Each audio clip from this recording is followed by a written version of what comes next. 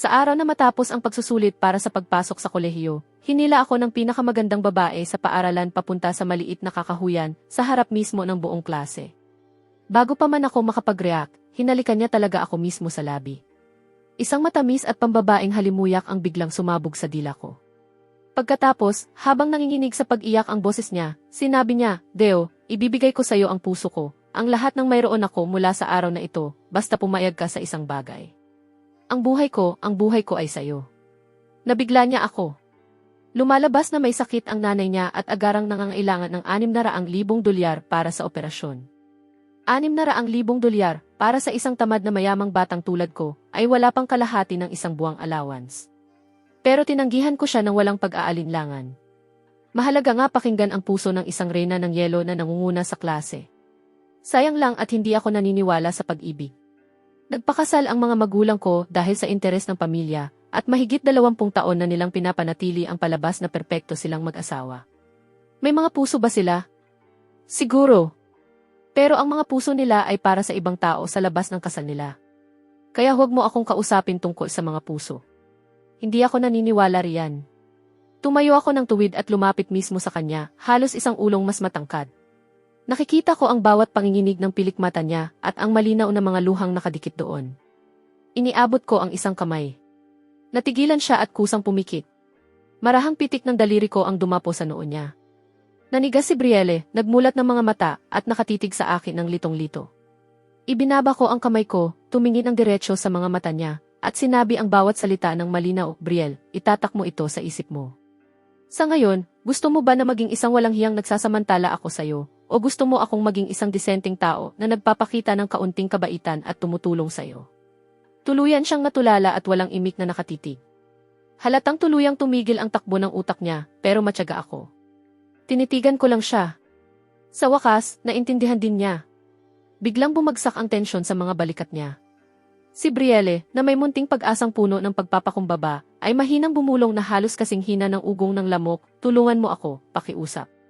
Walang emosyon akong umiling. Hindi ako isang kawanggawa. Marami akong pera, pero hindi ko ito ginagastos kung saan hindi kailangan. Ang $600,000 ay makakabili sa akin ng 12 ng Napoleon pastries. Ang pagsusumamo sa mga mata niya ay agad na palitan ng desperasyon. Habang pinagmamasdan ko siyang parang malapit ng mabasag, nawala ang munting kalupitan sa loob ko. Nagbago ako ng tono. Pero ayokong maging walang hiya o mabuting tao. Pwede tayong maging magkapareha sa negosyo. Magaganda ang mga grado mo. Isa ka sa tinatawag nilang may malaking potensyal. Kaya maaari kong ipahiram sa iyo ang pera bilang isang personal na pamumuhunan. $600,000. Maaari ko itong ipadala sa iyo ngayon din. Nagliyab ang mga mata niya sa hindi makapaniwala at matinding tuwa. Pero may isa akong kondisyon. Pagkalipas ng 10 taon, babayaran mo ako ng $1,000,000. Hindi naman mataas ang interes. Para sa'yo, hindi dapat iyon mahirap. Kasabay nito, kailangan mong makapasok sa isang nangungunang universidad sa pagsusulit sa pagpasok na gaganapin pagkalipas ng 1 buwan. Iyan ang unang hakbang sa pagpapatunay na may kakayahan kang bayaran ako. At iyan din ang sugnay sa pagkontrol ng panganib para sa pamumuhunang ito. Kumapit siya rito na parang iyon na ang huling pag-asa niya, mariing tumatango, takot na baka magbago pa ang isip ko. Iniwan ko sa kanya ang numero ko, tumalikod at naglakad palayo. Hindi na ako nag-abalang lingunin pa kung ano ang ekspresyon niya. Paglabas ko ng kakahuyan, pinainit ng sikat ng araw ang balat ko. Sa totoo lang, wala naman akong pakialam kung babayaran niya ako o hindi. Ang $600,000 ay wala talaga sa akin. Palamuti lang ang mga kondisyon sa kontrata. Kung hindi, kung sino-sinong tao na lang ang lalapit sa akin para manghingi ng pera. Kahit ang yaman ko ay hindi makakatagal sa ganoong klaseng pagkalugi. $600,000 kapalit ng kasiyahang masabi na may nagawa akong mabuti ngayon, dagdag pa ang malapitang tanaw sa paghihirap ng pinakamagandang babae sa paaralan. Hindi na rin masamang palitan iyon. Matapos makausap ang abogado ko at magtakda ng petsa, ipinasa ko kay Brielle ang kontrata. Tapos na iyon. Tumungo naman ako sa lugar na talagang pakay ko, isang silid para sa aktibidad ng club. Mula sa bintana, nakikita ko ang nangyayari sa loob. Ang kababata kong si Celine ay masayang nakikipagkwentuhan sa isang binatang mukhang siga sa kanto. Matagal nang magkalapit ang pamilya Sinclair at ang pamilya namin. Mahigpit na magkaugnay ang mga negosyo ng dalawang pamilya, kaya maituturing kaming magkabata ni Celine. Wala namang problema roon. Ang mahalagang bahagi ay ang nakatatandang kapatid niya si Vivian, isang tunay na prinsesa ng mataas na lipunan, maganda at mahusay mamahala, at higit sa lahat, napakabait niya sa akin. Sa tuwing nagbibigay siya sa akin ng allowance, milyon ang bilang. Para sa isang tulad kong gusto lang magpalipas ng buhay ng komportable, para siyang naglalakad na makina ng pera. Bukod pa roon, malapit nang maikasal ang kapatid kong si Julian, na laging maayos at mapagpanggap kay Vivian. Kapag nangyari iyon, opisyal na siyang magiging hipag ko. Pamilya sa pamilya, lalo pang magiging panatag ang komportable kong buhay tamad. Pero nitong mga nakaraan, dahil sa isang siga, bumagsak ang mga grado ni Celine mula sa tuktok ng klase hanggang sa gitnang hanay. Nang partikular akong tanungin ni Vivian tungkol dito, alam kong kailangan ko itong asikasuhin. Tutal, kung tumatanggap ka ng pera mula sa isang tao, kailangan mo ring may gawin para sa kanya. Bago pa man ako makabukas ng pinto, may isang lalaking biglang lumabas at bumangga sa akin. Napaatras siya ng 2 hakbang, puno ng kahihiyan at pait ang mga mata niya. Nakilala ko siya, isang mahirap na estudyanteng dati nang tinutulungan ni Celine. Matataas ang grado at matino ang ugali. Sa itsura ng mukha niya, malamang ito na naman ang karaniwang kwento ng nahulog ako sa babaeng tumulong sa akin, pero siya naman ay nahulog sa isang siga. Umiling ako, bahagyang naaaliw. Mga batang kulang pa sa karanasan. Para sa mga mayamang batang tulad namin na nabubuhay sa pondo ng pamilya, ang pamimigay ng pera ay kadalasan bahagi na lang ng nakasanayan, isang paraan para ipakita ang katayuan sa buhay. Hindi ibig sabihin noon na santo kami. Kung gusto mo talagang suklian ang isang tao, magsikap kang umangat at bayaran mo siya ng may tubo. Ganyan gumagana ang mundo. Kapag isinama mo ang damdamin sa usapan, para ka lang humihingi ng sakit ng ulo. Hindi ko siya pinansin at itinulak ko ang bahagyang nakasarang pinto. Nakikipagkwentuhan si Celine kay Dorian at halos manginig siya sa lakas ng tawa niya. Nang makita niyang ako iyon, agad na nawala ang ngiti niya. Biglang nagsalubong ang mga kilay niya at puno ng pag-iingat at pagkainis ang boses niya. Deo, ano ang ginagawa mo rito? Pupunta ka rin ba rito para pigilan akong makasama si Dorian? Sinasabi ko sa'yo, huwag mo nang sayangin ang laway mo. Ikaw na walang silbing batang amo ng pamilyang Ashford, hindi mo nga maayos ang sarili mong buhay. Ano na karapatan mong sermunan ako? Hindi ako nagalit. Sa totoo lang, gusto ko pang matawa. Hindi kita sinisermunan. Nagtataka lang ako. Paano nahulog sa ganitong klase ng lalaki ang mabait at huwarang anak ng pamilyang Sinclair? Tumaas ang boses ni Celine, puno ng pangmamaliit. Ano bang alam mo? Hindi katulad ninyo si Dorian na mga huwad na mayayaman. Totoo siyang namumuhay. Malaya siyang namumuhay. Hinawakan niya ang braso ni Dorian at ang mukha niya ay puno ng halos pagsamba. Ganito ang pakiramdam ng tunay na nabubuhay. Nakakabagot ang mga buhay ninyong sunod ng sunod sa patakaran, para kayong nagsasayang lang ng hininga. Pagkatapos ay ako naman ang pinuntiryan niya. Lalo ka na, Deo. Hindi ka marunong mag-aral, hindi ka rin marunong magsaya ng maayos. Bukod sa pagiging bahagi ng Ashford, ano ba ang mayroon ka? Isa kang ganap na walang silbi. Tumango ako na parang ayon ko lang naunawaan ang lahat. Ah, ganoon pala. Hangin ng kabataan, tama ba? Marahil inisip ni Celine na napaniwala niya ako. Kumalat ang mayabang na ngiti sa mukha niya. Inilabas ni Dorian ang dibdib niya at mukhang hindi na siya gaanong takot sa akin. Sa sumunod na sandali, sinipa ko si Dorian at bumagsak siya sa sahig, saka ako tumayo sa harap ni Celine. Nagising ka na ba sa katotohanan? Kusang umatras si Celine nang masalubong ang tingin ko. Si Dorian ay nakahandusay pa rin sa sahig, umuungol sa sakit, habang puno ng takot ang mga mata niya nang tumingin siya sa akin. Lumapit ako kay Dorian. Hindi ba gusto mong maging totoo? Hindi ba gusto mong maging malaya? Sige nga, sabihin mo. Ano nang pakiramdam mo ngayon? Malaya ka ba sapat? Basang-basa ng pawis si Dorian dahil sa sakit at hindi makapagsalita. Sinubukan ni Celine na hilahin ako palayo, pero isang masamang tingin lang ang ibinigay ko at natigilan siya. Hindi ba kanina napakatapang mo? Bakit hindi ka nagsasalita ngayon? Nanginginig si Dorian at hindi nangahas maglabas ng kahit isang salita. Bigla kong nakita na napakawalang kwenta ng lahat. Ganyan lang kaliit ang tapang mo, pero sinusubukan mo pa ring ligawan ang isang mayamang tagapagmana. Hinawakan ko ang nanlalamig pa ring si Celine at dumiretso kami sa kanlurang bahagi ng lungsod, ang lugar na kilala sa pagiging magulo at delikado. Hinila ko si Celine palabas ng sasakyan at itinayo siya sa isang maruming eskinita. Tumama agad sa amin ang matinding amoy ng ihi at nabubulok na basura. Napasuka si Celine sa mismong lugar. Itinuro ko ang ilang siga na nagsisigawan at nagmumurahan malapit sa bungad ng eskinita. Malamig na malamig ang boses ko. Tingnan mo, ito ang hangin ng kabataan mo. Sapat bang totoo? Sapat bang malaya? Kung gustong-gusto mo ito, maaari kitang iwan dito ngayon din. Biglang namutla si Celine, kumapit sa braso ko na parang buhay niya ang nakataya, at humagulgol ng halos hindi na siya makahinga. Nagkamali ako, Deo. Umuwi na tayo, pakiusap. Sa sandaling iyon, may nakita akong pamilyar na anyo sa gilid ng paningin ko. Si Dorian iyon. Pilit na naglalakad habang pilay, at habang hindi ako nakatingin, palihim pala siyang tumataka sa kabilang dulo ng eskinita. Hindi ko na inabala ang sarili kong habulin siya. Ang basurang tulad niya ay hindi sulit sa oras ko. Malinaw na nakita rin iyon ni Celine. Nawala ang lahat ng kulay sa mukha niya, at ang huli niyang piraso ng pantasya ay nabasag kasabay ng likod na papalayong iyon. Tumigil siya sa pag-iyak at nanatili na lang na nakatulala na para bang nahugot palabas ang kaluluwa niya. Ibinalik ko siya sa sasakyan. Sa buong biyahe, wala na siyang sinabi kahit isang salita. Pagdating namin sa bahay ng mga Sinclair, siya mismo ang nagbukas ng pinto at naglakad papasok na parang multo. Hindi na ako bumaba. Inutusan ko na lang ang driver na umikot at umuwi. Nang gabing iyon, nag-vibrate ang telepono ko dahil sa isang mensahe. Mula iyon kay Vivian. Deo, salamat. Nag-reply ako gamit ang sticker na nagsasabing walang anuman. At doon natapos ang usapan. At gaya ng inaasahan, naging tahimik ang bahay ng mga Sinclair sa sumunod na 2 araw. Walang lumapit sa akin para managot ako. Alam kong ang magiging hipag kong si Vivian ang pumigil sa lahat.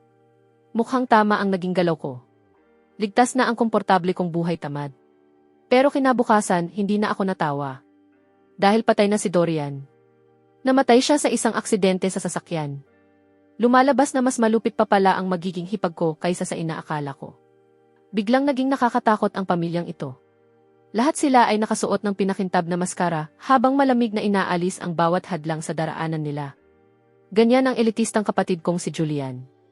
Ganyan din ang magiging hipag kong si Vivian. Ako lang ang naiiba. Isang taong gusto lang magpalutang-lutang sa buhay. Isang malamig na kilabot ang dumaan sa katawan ko. Bigla akong napaupo ng tuwid sa kama. Kailangan ko nang lumipat ngayon din. Kailangan kong lumayo sa mga taong ito na parang walang dugo sa katawan. Ang manatiling buhay ang tanging paraan para maipagpatuloy ko ang komportable kong pamumuhay. Nang walang sinasabihan, kinaumagahan ay bumaba ako dala ang maleta na matagal ko nang inihanda. Ang nanay ko ay nasa sala, eleganteng humihigop ng saan niya sa umaga. Nakita niya ako at bahagya lang niyang itinaas ang mga talukap ng mata niya, walang emosyon ang tono niya. May pupuntahan ka? Makikitulog ka sa ibang lugar? Hindi na siya nagtanong pa. Ibinalik lang niya ang tingin niya sa magasin tungkol sa pananalapi. Ang tinatawag kong ama ay hindi man lang makita. Ang bahay na ito ay kasing lamig ng isang freezer. Hinila ko ang maleta ko at lumabas sa marangyang villa nang hindi lumilingon. May penthouse ako sa sentro ng lungsod na matagal ko nang nabili. Sa wakas, magagamit na rin iyon. Napakalaki at napakabakante ng lugar. Mas bakante pa ang laman ng refrigerator. Nagmaneho ako papunta sa pinakamalaking supermarket sa malapit. Kailangan kong punuin ang bagong bahay na ito ng pagkain at mga junk food. Habang itinutulak ang kariton, paliko-liko akong dumaan sa nakakasilaw na mga estante. Parang isang makinang namimili, walang emosyon akong nagtatapo ng mga bagay sa loob ng kariton. Habang lumiliko ako sa isang pasilyo, bigla akong napahinto.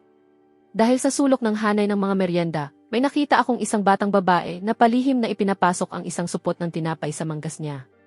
Mukha siyang ilang taon na mas bata sa akin, maliit ang pangangatawan at nakasuot ng kupas na uniforme ng paaralan.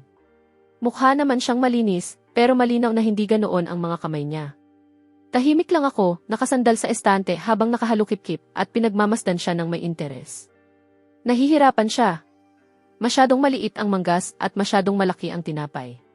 Paulit-ulit siyang sumubok at nagsimulang mamuo ang mga butil ng pawis sa noo niya. Sa wakas, parang may naramdaman siya. Natigilan siya sa pagkilos at dahan-dahang itinaas ang ulo niya. Nagtagpo ang mga mata namin sa ere. Tinitigan ko lang siya nang walang sinasabi. Sa loob ng 10 segundo, kitang-kitang nagbago ang mukha niya mula sa pamumutla hanggang sa pamumula. Ang malalaki niyang mata ay unang napuno ng takot, pagkatapos ay sindak, at sa huli ay nalunod sa kahihiyan at pagkapahiya na tila imposibleng mawala. Hindi mapigilang manginig ang kamay niyang may hawak sa tinapay. Kasabay ng mahinang lagpak, nahulog sa sahig ang tinapay. Parang nawala ang lahat ng lakas niya. Tuluyan siyang nanghina, nakayuko, na para bang gusto niyang ibaon ang mukha niya sa lupa. Nakakabagot. Lumapit ako, yumuko, pinulot ang supot ng tinapay, at inihagis iyon sa kariton ko. Pagkatapos ay isinama ko rin sa kariton ang lahat ng biskwit at candy mula sa katabing estante. Hindi nagtagal, naging parang maliit na bundok ang laman ng kariton ko. Itinulak ko ang kariton papunta sa kanya. Nakayuko pa rin siya, at naninigas ang buong katawan na parang naghihintay ng hatol. Marahan kong tinapik ng paa ko ang kupas niyang sapatos na yari sa lona at walang emosyon kong sinabi. Wala kang pambili ng pagkain. Nanginig ang katawan niya. Pagkatapos ay bahagya siyang tumango. Makalipas ang 1 segundo na para bang may naalala siya, mariin naman siyang umiling. Bahagya akong nainip. Nagpapantumim ka ba para sa akin dito, tango ng tango at iling ng iling? Ano ba talaga? Magsalita ka. Mas tumalim ang tono ko. Napaatras siya ng bahagya, pagkatapos ay biglang tumingala sa akin, namumula ang mga mata at puno ng luha. Binuka niya ang bibig niya. Ilang malabong tunog ang lumabas mula sa lalamunan niya. Kumaway-kaway ang mga kamay niya, pilit na may gustong ipahiwatig. Natigilan ako. Sa sandaling iyon, isang kaisipan ang biglang sumagi sa isip ko. Pipi siya. Habang tinitingnan ko ang mukha niyang puno ng takot at kawalan ng magawa, agad na naglaho ang pagkainis ko. Sa pagkakataong ito, pakiramdam ko ay isa akong ganap na gago, iyong tipong maaalala mo sa hating gabi at gugustuhin mong sampalin ang sarili mo. Wala na akong sinabi. Tumalikod ako, kumuha ng isa pang kariton at pinuno iyon ng mga pagkaing matagal mapanis. Pagkatapos ay itinulak ko ang 2 kariton at sinenyasan siyang sumunod. Mukhang hindi pa rin niya lubos na naunawaan ang nangyayari. Hindi na ako nag-abalang magpaliwanag. Hinawakan ko na lang ang pulsuhan niya at hinila siya papunta sa kahera. Pagkatapos magbayad, ako mismo ang nagdala ng lahat ng supot. Sumunod siya sa likod ko na parang maliit na buntot, hawak ang ilan sa pinakamagaan na supot ng merienda. Matapos maisiksik ang lahat sa sports car ko, sinabi ko sa kanya na sumakay. Nag-atubili siya sandali, pagkatapos ay binuksan ang pinto sa tabi ng pasahero at umupo sa loob. Hiningi ko ang address ng bahay nila. Kinuha niya ang telepono ko at ilang sandaling nagtipa gamit ang maliliit niyang mga daliri bago tuluyang maglagay ng lokasyon. Isang lumang distrito, isang sirang lugar na hindi ko man lang dadaanan gamit ang sasakyan. Wala akong sinabi. Pinaandar ko lang ang kotse. Nakakailang ang katahimikan sa buong biyahe. Nakatungo lang siya habang mahigpit na nakakuyom ang mga kamay sa lailayan ng damit niya. Palikulikong dumaan ang sasakyan sa makikitid at sirang mga eskinita hanggang sa huminto sa harap ng isang gusaling mukhang anumang oras ay guguho na. Pinatay ko ang makina at sabay naming inilabas ang mga pagkain. Madilim at mamasa-masa ang hagdanan, puno ng amoy ng amag at kung ano pang hindi ko matukoy. Pinangunahan niya ako paakyat ng 3 palapag, binuksan ang isang kahoy na pintong nagbabalat na ang pintura, at agad akong sinalubong ng matapang na amoy ng halamang gamot. Maliit ang silid. Sobrang liit na kaya mo itong makita ng buo sa isang tingin. Ngayon ko lang tunay na nakita kung ano ang ibig sabihin ng 4 na hubad na pader. Sa isang lumang kahoy na kama ay nakahiga ang isang payat at butot balat na matandang babae, nakapikit ng mahigpit at mababaw ang paghinga. Ibinaba ng batang babae ang mga dala niya at agad na tumakbo sa tabi ng kama, inayos ang kumot ng matanda na parang sanay na siya rito, habang puno ng pag-aalala ang mga mata niya. Naunawaan ko na. Hindi dahil wala siyang pambili ng pagkain. Wala siyang pera para sa pagpapagamot ng kapamilya niya. Malamang ninakaw niya ang tinapay dahil nasa hangganan na siya ng gutom at ayaw niyang galawin ang perang inilaan para sa gamutan ng lola niya. Isa na naman sa mga nakakaawang kwentong ito. Talagang hindi ko gusto ang ganitong klaseng bagay. Pagkatapos asikasuhin ang lola niya, lumapit siya sa akin, malalim na yumuko at kinuha ang isang luma at gusgusing kwaderno mula sa mesa upang magsulat. Lumitaw ang isang maayos na linya ng sulat kamay. Salamat! Magkano ang lahat ng ito? Pangako, babayaran ko kayo balang araw. Tiningnan ko ang mga salita at halos matawa. Babayaran ako. Sa ano? Magnanakaw ka ulit sa susunod? Wala akong sinabi. Inilabas ko lang ang telepono ko at tinawagan ang personal kong katulong. Maikli lang ang sinabi ko sa kabilang linya. Walter, kumuha ka ng pribadong silid para sa isang napakahalagang pasyente sa ospital sa sentro ng lungsod. Magpadala ka ng ambulansya sa tenement sa kanlurang distrito sa loob ng 15 minuto. Ipapadala ko ang address. Isingil mo lahat sa account ko. Wala pang 1 minuto ang buong usapan. Tuluyang natulala ang batang babae. Nakatitig siya sa akin nang nakanganga at nakalimutan pa niyang magsulat. Naiintindihan ko naman. Ang bagay na panghabang buhay niyang pangarapin ay isang tawag lang sa telepono para sa akin. Tinapik ko ng paa ang bag na nasa tabi niya. Ano nang ginagawa mong nakatayo lang dyan? Mag-impact ka. Pupunta tayo sa ospital. Nagbalik ang ulirat niya at agad siyang kumilos ng nagmamadali. Wala naman talagang gaanong dapat impakin. Ilang kupas na lumang damit lang at isang natapyasang tasang enamel. Mabilis dumating ang ambulansya. Maingat na inilipat ng mga profesional na mediko ang matandang babae sa isang stretcher. Sa buong oras na iyon, mahigpit na nakakapit ang batang babae sa lailayan ng jacket ko na para bang natatakot siyang bigla na lang akong mawala. Medyo nailang ako pero hindi ko siya inalis. Pagdating sa ospital, maayos na ang lahat. Pribadong silid para sa napakahalagang pasyente, may 24 na oras na pag-aalaga. Agad nagsimula ang konsultasyon ng pangkat ng mga nangungunang espesyalista. Nakatayo ako sa labas ng maliwanag at malinis na silid, pinagmamasdan ang abalang mga doktor at nurse, pati na ang batang babae sa tabi ng kama, na sabay na kinakabahan at nagpapasalamat. Ang aninong daladala ko mula nang mamatay si Dorian ay tila bahagyang gumaan. Talagang nakakabili ng magandang pakiramdam ang pera. Sa sandaling iyon, marahan na namang hinila ang lailayan ng jacket ko. Iniabot niya sa harap ko ang gusgusing kwadernong iyon. Nakasulat doon. Paano ko mababayaran ang kabutihang ginawa ninyo? Sumandal ako sa gilid ng pinto habang nakatingin sa kanya. Hindi ko naman sinabing kailangan mo akong bayaran. Nataranta siya at naging magulo ang sulat kamay niya. Hindi ko pwedeng tanggapin ang pera ninyo nang walang kapalit. Mabuti kayong tao. Nang makita ko ang mga salitang mabuti at tao, lalo lang lumawak ang ngiti sa gilid ng labi ko. Sa panahon ngayon, kahit pala ang tulad ko ay maituturing ng mabuting tao. Talagang kahanga-hanga ang pera. Pinatigil ko ang mga kilos niya. Una, hindi ako mabuting tao. Pangalawa, sinabi ko ng higit sa lahat ay ayaw ko ng abala at ang pakikipagtalo mo sa akin ngayon ay nagdudulot ng abala. Naiintindihan mo ba? Mukha siyang nalito sa baluktot kong lohika, nakatitig lang sa akin at hindi alam kung ano ang isasagot. Habang nakatingin sa kanya, napabuntong hininga ako, lumapit at nang hindi na nagsasayang ng salita, kinuha ko ang kwaderno at ballpen mula sa kamay niya. Mabilis akong nagsulat. Isipin mo na lang na bumibili ako ng siguro ng mas maaga. Mag-aral kang mabuti at makapasok sa magandang unibersidad. Kung sakaling dumating ang araw na mawalan ako ng lahat at namamali mo sa lansangan, tandaan mo lang na bigyan ako ng isang mangkok ng pagkain. Sapat na iyon. Natapos akong magsulat at ibinalik ko ang kwaderno sa mga kamay niya. Matagal, napakatagal niyang tinitigan ang mga salita. Pagkatapos ay itinaas niya ang ulo niya.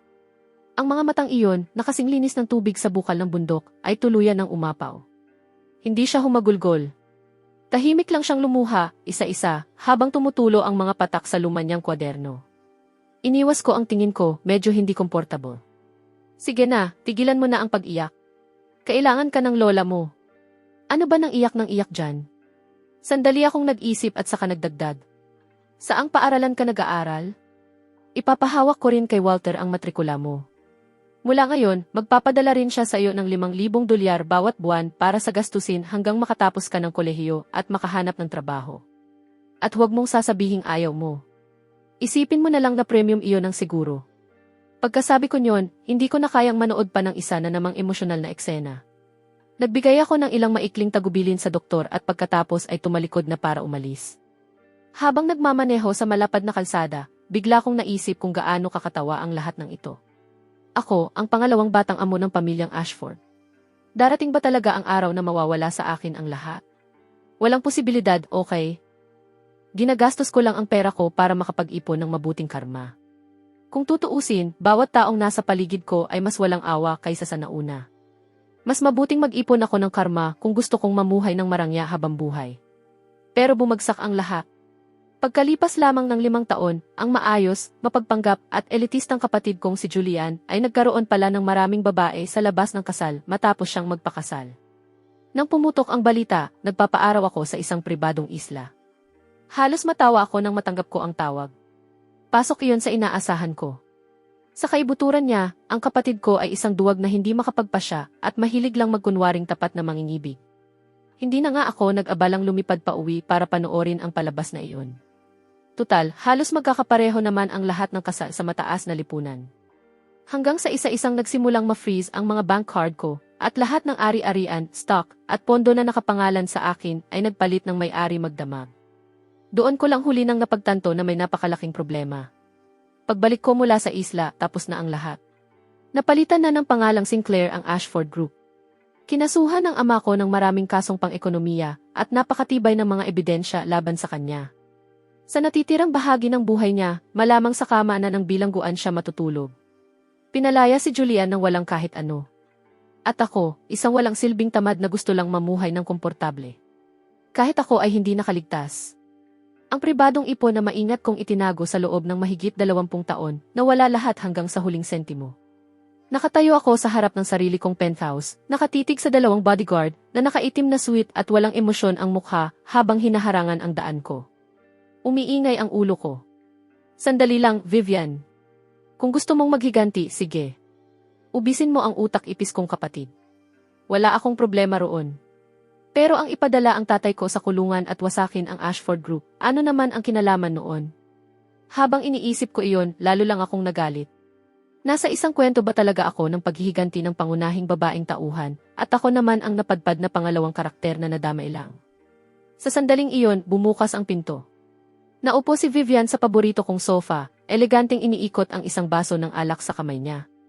Pagkalipas ng 5 taon, mas maganda at mas malamig pa siya kaysa dati. Ang nangingibabaw na aura ng isang taong kontrolado ang lahat ay halos nakakasakal.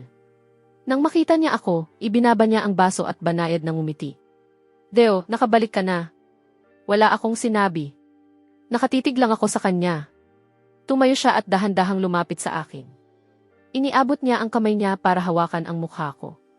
Huwag mo akong tingnan ng ganyan. Hindi ko rin naman ginusto ito. Iniwas ko ang ulo ko.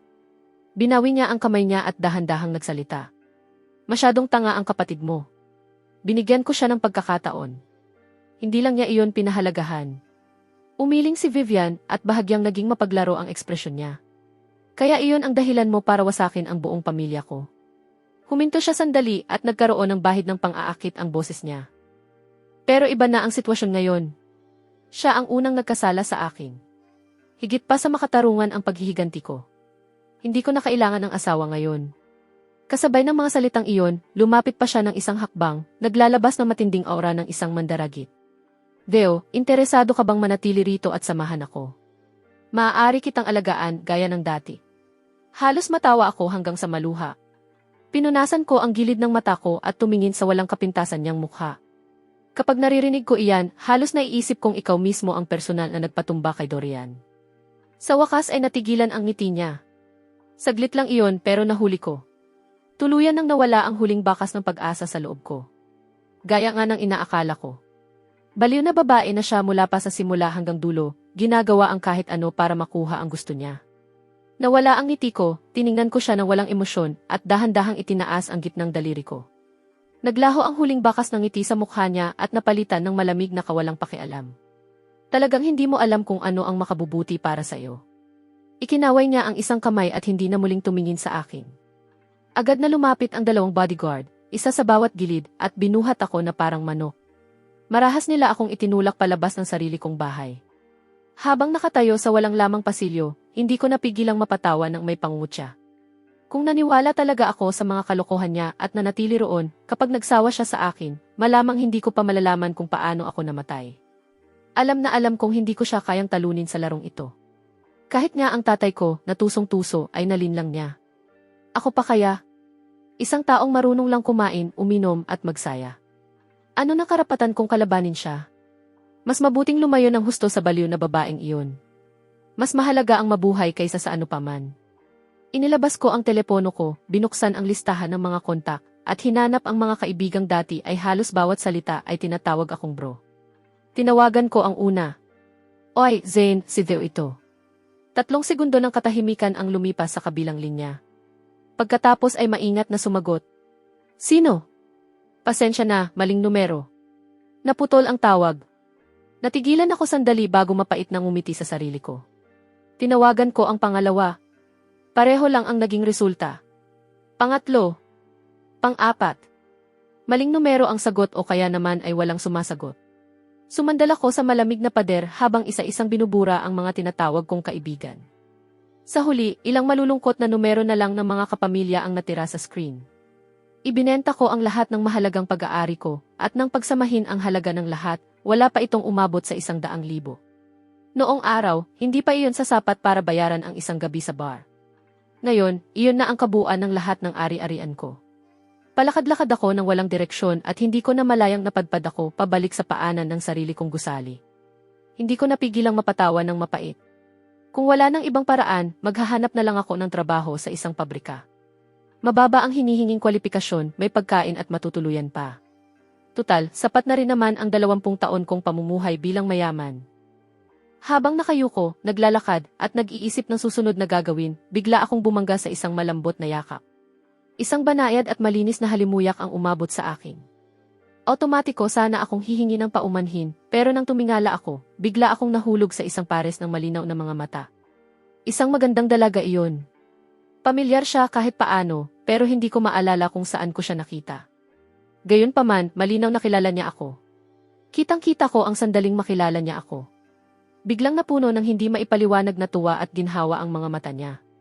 Binuka niya ang bibig niya, na para bang may sasabihin, pero parang may naalala siya, kaya dali-dali niyang inilabas ang telepono mula sa bulsa at mabilis na nagtipa. Nakasulat sa screen. Mr. Ashford, naaalala pa ba ninyo ako? Pagkakita ko sa mga salitang Mr. Ashford, napagtanto kong hindi na maraming tao ang tumatawag sa akin ng ganoon sa mga panahong ito. Maingat kong pinagmasdan ang mukha niya. Dahan-dahang nagdugtong-dugtong ang mga piraso ng alaala sa isip ko. At bigla ko itong naalala. Bahagya akong nagulat. Ikaw iyon. Ang nanginginig na batang babae sa supermarket 5 taon na ang nakalipas. Ang batang nag-aalaga sa lola niya sa maliit at sirang silid na iyon. Agad na nagliwanag ang mga mata niya. Mariin siyang tumango at ang saya sa malinaw niyang titig ay halos umapaw. Mas lalo akong nalito. Paano ka napunta rito? Mabilis siyang nagtipa muli at ipinakita sa akin ang screen. Nakasulat doon. Nakita ko ang balita tungkol sa pamilyang Ashford. Nag-aalala ako ng husto para sa inyo. Akala ko baka bumalik kayo rito para tingnan ang lugar, kaya naghihintay ako rito mula pa kahapon. Parang may mabigat na tumama sa dibdib ko. Ibig sabihin, sa loob ng 24 na oras mula nang palayasin ako, naghihintay siya sa paanan ng gusaling hindi ko na maaaring pasukin. Sa pinakasimpleng paraan na maiisip. Kumakapit sa isang pag-asang hindi man lang niya sigurado. Isang kakaiba at magulong emosyon ang umangat sa loob ko.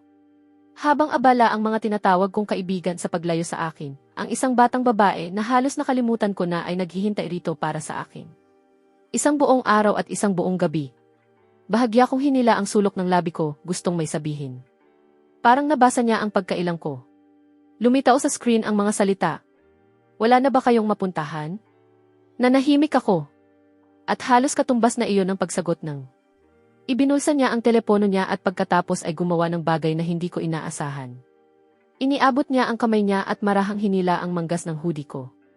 Magaan lang ang kapit niya. Madali ko iyong mabibitawan. Pero ang mahinang paghila niya sa manggas ko ay parang isang tanikalang hindi nakikita. Hindi ako makagalaw.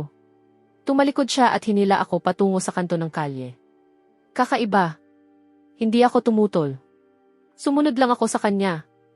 Huminto kami sa harap ng isang maliit na panaderyang naliliwanagan ng mainit na ilaw.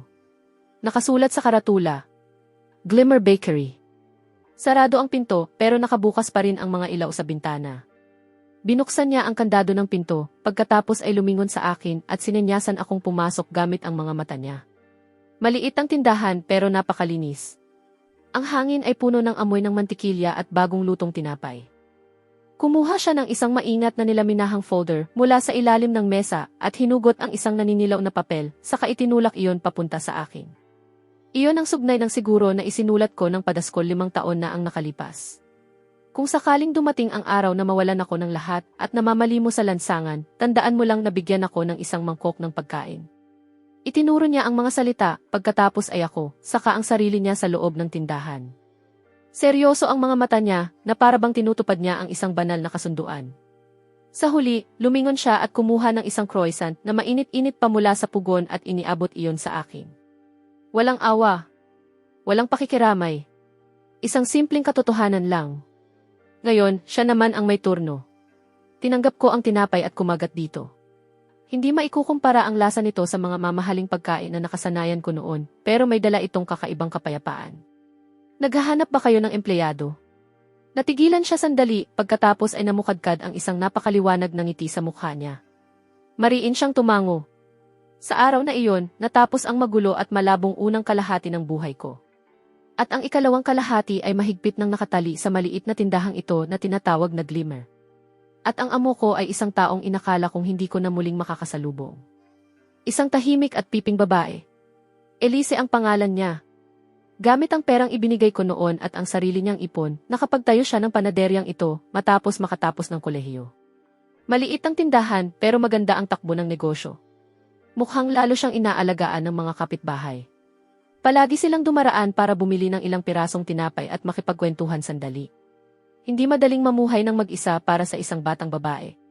Ngayon ay may katulong na siya at nakakagaan iyon sa pakiramdam makita. Nakasuot ako ng apron na may nakaprintang maliit na oso habang hindi sanay na nagbabalot ng bagong lutong tinapay. Habang pinakikinggan ko ang lahat ng ito, wala naman akong maramdamang anumang pag-alon sa loob ko. Nakakapanatag. Isa akong walang silbing tao na hindi nga maiba ang trigo sa bigas. Saan nila nakuha ang ideyang mukha akong maaasahan? Pero gayon paman, gumaan ang mga gawain niya nang dumating ako. Hindi na babagsak sa isang maliit na babae na pilit nagtitiis ang mabibigat na trabaho tulad ng paghahalo ng harina at pagbubuhat ng mga sako ng asukal. Kapag nagsasara ang tindahan sa gabi, umaakyat kami sa maliit na bahay sa itaas. Kung ang 4 na hubad na pader ang paglalarawan sa dati niyang tirahan, marahil ay isa na lang ang matatawag dito. Isang hapagkainan, 2 upuan, isang sofa, at isang maliit na silid na hinati mula sa balkonahe. Iyon ang kwarto ko. Mas maliit pa iyon kaysa sa banyo sa dati kong villa. Pero mas mahimbing ang tulog ko roon kaysa sa alinmang gabi sa nakalipas na mahigit 20 taon. Walang pakana. Walang pagkukunwari. Ang hangin ay may taglay lamang na mahinang amoy ng trigo na umaakyat mula sa ibaba. Nagsimula akong matutong mamuhay bilang isang ordinaryong tao. Natuto akong magwalis ng hindi ipinapakalat ang alikabok kung saan-saan. At natutong gumamit ng pressure cooker nang hindi pinapasabog ang kusina. Kadalasan, sakuna ang nagiging resulta. Napagkamalan kong asukal ang asin at nakagawa ako ng isang palayok ng napakaalat na sopas na red bean. Isang tikim lang ang ginawa niya at agad na nagkulubot ang maliit niyang mukha. Pero hindi niya iyon iniluwa. Tahimik lang siyang uminom ng isang malaking baso ng tubig, pagkatapos ay kinuha ang ballpen at nagsulat sa kwaderno. Napaka-espesyal ng lasa. Siguro mas kaunting asukal sa susunod. Habang nakatingin sa seryoso niyang ekspresyon, hindi ko alam kung mainis ba ako o matatawa. Inagaw ko ang mangkok at itinapon iyon sa basurahan. Mula sa araw na iyon, nagsimula akong mag-aral ng sign language. Bumili ako ng tambak na aklat at gabi-gabi, matapos siyang makatulog sa maliit kong kwartong hinati lang sa isang bahagi ng bahay, paulit-ulit akong nagsasanay habang nakaharap sa screen ang telepono. Mula sa pinakasimpleng kumusta at salamat, hanggang sa naghirap ka ngayon at magandang gabi. Nang unang beses kong gamitin ang mga alanganing galaw ng kamay para sabihing magandang umaga sa kanya, natigilan siya. Pagkatapos, ang mga mata niyang karaniwang kalmado ay parang nilaglagan ng isang bituin. Nakakagulat ang ningning. Itinaas din niya ang kamay niya at sumagot ng buong kaseryosohan. Sa sandaling iyon, pakiramdam ko walang anumang ginawa ko sa nakalipas na mahigit 22 taon ang naging kasing halaga nito. Lumipas ang mga araw ng ganoon. Isa-isa. At unti-unting gumaganda. Mula sa isang hangal na hindi marunong gumamit ng pugon, naging alagad ako ng pagbibake na marunong ng humalo ng cream at gumawa ng mga dekorasyon. Patuloy na lumago ang negosyo ng tindahan. Nakuha pa namin ang katabing pwesto at pinalawak ang tindahan. May maayos na halaga na ulit sa account ko. Hindi man kalakihan, sapat naman para makalipat ako at umupa ng sarili kong matitirhan. Ilang beses kong gustong sabihin iyon kay Elise. Pero namamatay ang mga salita sa dulo ng dila ko. Saan naman ako lilipat? Ano naman ang kakainin ko? Hindi masayang mamuhay ng mag-isa. At hindi rin madali para sa kanya bilang isang batang babaeng namumuhay ng mag-isa. Maaari naman akong tumulong, hindi ba? Gumawa ako ng kung ano-anong dahilan para sa sarili ko at pagkatapos ay walang konsensyang nagpatuloy sa pakikinabang sa lugar na ito. Hindi rin iyon kailanman binanggit ni Elise. Parang likas na niyang tinanggap ang presensya ko. Hindi ako naniniwala sa pag-ibig. Ang ama ko at ang kapatid ko ay perpektong mga babala. Pero ang kapayapaang nararamdaman ko kapag kasama si Elise. Nalululong ako roon. Umiling ako, pilit inaalis sa isip ko ang magulong mga kaisipang iyon. Malapit nang magtanghali. Oras na para gumawa ng pananghalian niya. Hinubad ko ang apron ko at pasisimula ng umakyat nang may isang pamilyar na tao ang nagtulak sa pinto at pumasok.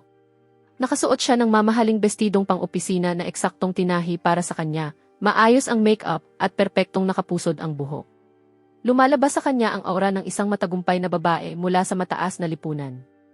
Si Brielle iyon. Pagkalipas ng 5 taon, tuluyan ang nabura ang dating pagiging mahiyain at walang kumpiyansa na dulot ng kahirapan niya noon. Hindi na siya ang dating pinakamagandang estudyante sa paaralan na nakasuot ng kupas na uniforme at minsang nagmakaawa sa akin. Ang Brielle ngayon ay elegante at pino. May kasama siyang isang binatang nasa maagang edad na 20, nakasuot ng Amerikana at kurbata, at mukhang bagong tapos lang sa kolehiyo. Ang paraan ng pagtingin niya sa akin ay puno ng hindi maitago na pagkapuot. Malamang personal na katulong ni Brielle. Nanatili sandali ang tingin ni Brielle sa simpleng apron ko at bahagyang kumunot ang noo niya bago mabilis na bumalik sa dati niyang maayos na ngiti. Deo, matagal-tagal na rin. Tumango ako bilang pagbati. Hindi huminto ang mga kamay ko sa pagtanggal ng apron. Parang may gusto siyang itanong pero nagbago ang isip niya. Sa huli, kumuha siya ng tseke mula sa bag niya at itinulak iyon papunta sa akin. Ito ang 1,000,000. Alam kong may ilang taon pa bago dumating ang 10 taong palugit, pero kaya ko na itong bayaran ngayon, kaya gusto kong maibalik ito ng mas maaga. Sinulyapan ko ang halaga sa tseke, kinuha iyon at isinilid sa bulsa ko. Salamat! Karapatan kong tanggapin ito. Kahit na hindi ko naman talaga inasahang maibabalik pa iyon. Ang lalaking katulong niya ay lalo pang napuno ng paghamak nang makita akong ganoon kadaling tanggapin ang pera. Mabilis na inayos ni Brielle ang ekspresyon niya at pinadaan ang tingin sa maliit naming panaderya bago huminto sa mukha ko. Pamilyar na pamilyar ako sa tinging iyon. Ang awa mula sa taong nakatuntong sa itaas. Deo, narinig ko ang nangyari sa pamilya mo. Kung wala kang maayos na matutuluyan ngayon, maaari kang pumasok sa kumpanya ko. Nasa maagang yugto pa lang ang kumpanyang itinayo namin ng asawa ko at talagang kailangan namin ng mga tao. Habang pinagmamasdan ko ang sinasadya at palabas na pagkahabag niya, sumama ang loob ko. Noon, pamumuhunan ko ang kasunduang iyon. Ngayon, binabayaran niya lang ang utang niya. Wala nang may pagkakautang sa isa't isa. Pero ngayon ay nagpapakita siya ng ganitong asal. Gusto niyang gawing taong tinutulungan ng kawanggawa ang dati niyang pinagkakautangan. Tiningnan ko ang lalaking katulong sa tabi niya na lalo pang dumidilim ang mukha. At bigla kong naunawaan. Nalululong siya sa pakiramdam ng pagliligtas sa isang tao. Kung paanong nasiyahan ako noon sa kahihiyan niya, nasisiyahan naman siya ngayon sa pagbagsak ko. Ang kaibahan lang, mas mapagkunwari siya kaysa sa akin. Binalot niya ang sarili niya sa isang mainit at maamong panlabas na anyo. Malamig akong tumanggi. Hindi na kailangan. Maayos ako rito. Saglit na natigilan ang ngiti ni Brielle. Deo, huwag kang maging matigas ang ulo. Alam ko kung anong klaseng buhay ang nakasanayan mo noon. Pinutol ko siya at halatang nawawalan na ako ng pasensya. Sinabi ko nang hindi na kailangan. Sa wakas ay tumigil siya sa pangulit. Isang bakas ng pagkainis ang dumaan sa maganda niyang mukha. CJ, kung iyan ang pasya mo, hindi na kita pipilitin.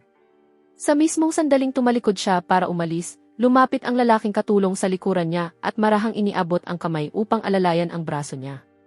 Likas na lumingon si Brielle at binigyan siya ng isang ngiting silang dalawa lang ang nakaunawa. Sa sandaling iyon, kaswal kong inilabas ang telepono ko at tahimik na kumuha ng litrato nila. Perpekto ang anggulo. Sa larawan, halos nakadikit na sa baywang niya ang kamay ng katulong. At ang ngiti sa mukha niya, sinumang makakita noon ay hindi iisiping para lamang iyon sa isang ordinaryong tauhan. Ikinaway ko ang telepono ko sa kanila. Mag-ingat kayo. Hindi ko na kayo ihahatid palabas. Pagkatapos noon, gumugol ako ng 2.5 minuto sa paghahanap ng pampublikong email ng asawa niya sa internet at ipinadala roon ang litrato ng hindi nagpapakilala. Pagkatapos nyon, binura ko ang litrato at pati na rin ang record ng pagpapadala. Mas gumaan ang pakiramdam ko. Matapos ang tahimik na tanghalian kasama si Elise, unti-unting kumalma ang isip ko. Sumandal ako sa tabi ng counter habang iniisip kung ano ang gagawin sa 1,000,000 ito.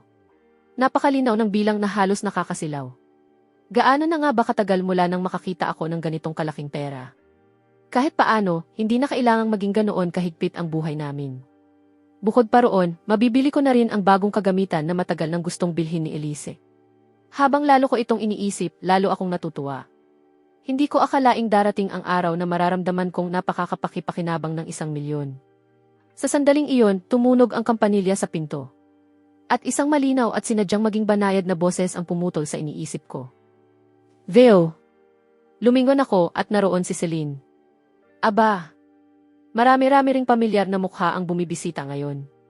Kung tama ang naaalala ko, si Marcos. Ang malas niyang asawa. Wala pang 2 taon mula nang mamatay iyon. May maitutulong ba ako sa'yo?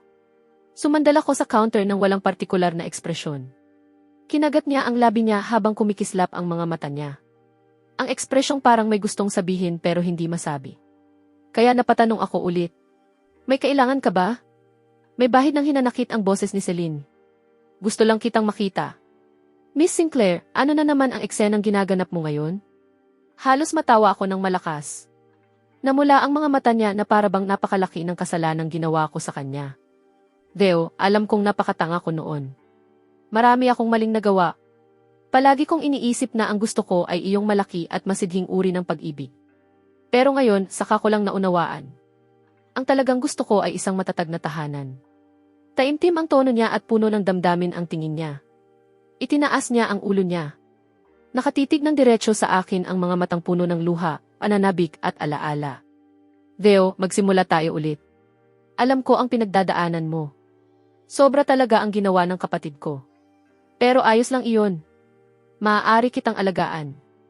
May halong awa at pagtingin mula sa itaas ang tono niya. Ay naku. Ginagawa pa rin pala niya ang palabas ng dating pasaway na nagbago na. Pero linawin natin ito. Kailan ba tayo nagsimula para may maulit? Halos hindi ko mapigilan ang pag-ikot ng mga mata ko. Napunta ang isip ko sa nakaraang mga taon. Sa enggrande at nakakaantig niyang kasal sa dating mahirap na estudyanteng si Marcos. Noong kasal na iyon, umiiyak siyang sinabi na si Marcos ang ilaw ng buhay niya. Ang kaligayahang hahawakan niya anuman ang mangyari. Nakatayo ako noon sa hanay ng mga bisita at pinagmamasdan si Marcos na halos matanggay ng emosyon. Isa lang ang nasa isip ko noon. Tapos na siya. At gaya nga ng inaasahan ko, wala pang 2 taon matapos silang ikasal, nagsawa na si Celine. Nang mawala ang init ng damdamin at naging ordinaryong araw-araw na buhay na lang ang pag-aasawa, natural na napagod siya rito. Pagkatapos ay mailumitaw na naman, eksaktong ayon sa inaasahan, isang lalaking magaling magsalita. Maswerte na lang at hindi lubusang mahina si Marcos. May ebidensya siya laban kay Celine at gusto niyang ipaglaban ang sarili niya. Pagkatapos ay namatay siya. Walang paraan na ganoon kadalas mamigay ng pagkakataon ang mundo. Halos tiyak na gawa ito ng dati kong magiging hipag na si Vivian. Ibinalik ko ang isip ko sa kasalukuyan at tiningnan si Celine na patuloy pa rin ginagampanan ang papel ng tapat na mangingibig. Lalo pang tumaas ang sulok ng labi ko. Celine, iniisip mo ba na tanga ang lahat ng lalaki? Nanigas ang ekspresyon niya. Napakalaki ng naging burol ng asawa mo. Nakita ko pa nga iyon sa balita. Umiyak ka na parang napupunit ang puso mo. Talagang nakakaantig pakinggan. Mapapaiyak ang sinumang nanonood. Sayang lang. Kung hindi ko lang sana nakita noong gabing iyon, sa pasukan ng hotel, ang isang taong kamukhang-kamukha mo na nakakapit sa braso ng isang gwapong lalaki habang magkasabay kayong pumapasok sa elevator. Agad na nawalan ng kulay ang mukha ni Celine. At nga pala, hindi rin naman nagtagal ang kasiyahan ng gwapong lalaking iyon. Tumalon siya mula sa isang gusali, hindi ba? Celine, hindi ka ba napapagod? Humakbang ako pasulong at direktang tumingin sa nanginginig niyang mga mata. Araw-araw kang nakasuot ng maskara at walang tigil sa pagganap. Hindi ka ba nasusuklam sa sarili mo? Paunti-unti siyang umatras sa ilalim ng presyon ko hanggang sa sumandal siya sa hamba ng pinto. Nanginginig ang buong katawan niya na parang dahon sa hangin ang taglagas. Ikaw nagsasabi ka ng kalokohan. Matapang ang sagot niya sa labas, pero wala nang laman ang loob niya. Manipis ang boses niya na parang hangin na dumaraan sa siwang. Wala na akong ganang magpatuloy pa. Hindi rin ako nag-aalala na gaganti siya. Ang isang babaeng ganito kaadik sa pagpapanggap na banal ay hindi kailanman papayag na mawala ng kontrol at magwala dahil sa kahihiyan. Mas mahalaga sa kanya ang imahe niya kaysa sa sarili niyang buhay. Napakatagal na niyang suot ang maskarang iyon, kaya para na itong nakadikit sa mukha niya. Hindi na iyon maaalis. Lumayas ka. Parang nabigyan ng amnestya, pasuray-suray siyang lumabas habang magulo ang likod niyang tanawin. Sa wakas ay naging tahimik muli ang tindahan. Huminga ako ng malalim na parabang nailabas ko ang 5 taon ng naipong malas. May maririnig na magagaan na yabag mula sa hagdan. Bumaba si Elise na may hawak na mangkok ng bagong gawang panghimagas. Lumapit siya sa akin at iniabot ang mangkok habang nagtatanong ang mga mata niya kung ano ang nangyari. Umiling ako upang sabihing wala naman. Gumamit si Elise ng senyas at puno ng pag-aalala ang mukha niya. Pero mukhang malungkot ka. Tumingin ako sa malinaw niyang mga mata at ngumiti. Hindi ko ibinaba ang mangkok at gamit ang bahagyang alanganing sign language ay sumagot ako. Ayos lang ako. Naunawaan niya. Isang matamis na ngiti ang namukadkad sa mukha niya. Bumuhos ang sikat ng araw mula sa bintana at bumagsak sa aming dalawa, mainit at banayad. Pagkatapos ng araw na iyon, tumigil na akong magbigay pansin sa grupong iyon ng mga tao at tuluyan ng pinutol ang lahat ng ugnayan ko sa kanila. Ngayon, ang gusto ko na lang ay mamuhay ng maayos kasama si Elise. Patakbuhin ang maliit naming tindahan at mamuhay ng tahimik. Tuwing alas 5 ng umaga, bumabangon ako ng kalahating oras bago siya at nauna akong bumaba para simulan ang unang paghahanda ng mga tinapay. Pagsapit ng pagbaba niya ng inaantok pa, puno na ng amoy ng trigo ang kusina at nakahanda na ang mainit na tubig. Palagi siyang naunang magsenyas ng magandang umaga sa akin. Pagkatapos ay sanay na sanay niyang isinusuot ang apron niya at nagsisimula ng ihanda ang mga panghimagas para sa araw na iyon. Bihira kaming magsalita. Pero lalo pang gumaganda ang ritmo namin sa isa't isa. Kapag minsan ay sobrang abala, nagpapanik siya at pinagpapawisan. Inaabutan ko siya ng isang baso ng malamig na tubig. Kapag tinatanggap niya ang baso, minsan ay dumadampi ang mga daliri niya sa likod ng kamay ko. Malamig at malambot. Nagsimula kong mapansin ang lahat ng maliliit niyang nakasanayan. Hindi na niya maingat na hinuhulaan kung ano ang iniisip ko. Puno ang buhay. Sa araw, magkasama naming pinatatakbo ang tindahan. Sa gabi, tinuturuan niya ako ng mas komplikadong mga panghimagas. May mga pagkakataon pang ang magdamag kaming magkasama nang hindi gumagawa ni isang pastry. Nag-uusap lang kami ng lubusan. Ang ganitong uri ng pagkakaunawaan ay nagbibigay sa akin ng pakiramdam ng seguridad. Nagsimula akong seryosong pag-isipan ang isang bagay. Gusto ko siyang pakasalan. Hindi ako naniniwala sa pag-ibig. Pero nagsisimula na akong maniwala na may mga taong sadyang itinadhana para sa isa't isa. Gusto ko lang magpatuloy ng ganito kasama siya. Habang buhay. Pagkalipas ng 3 buwan, nagtapat ako sa kanya. O mas tama, nagpropose ako. Kaarawan niya noon.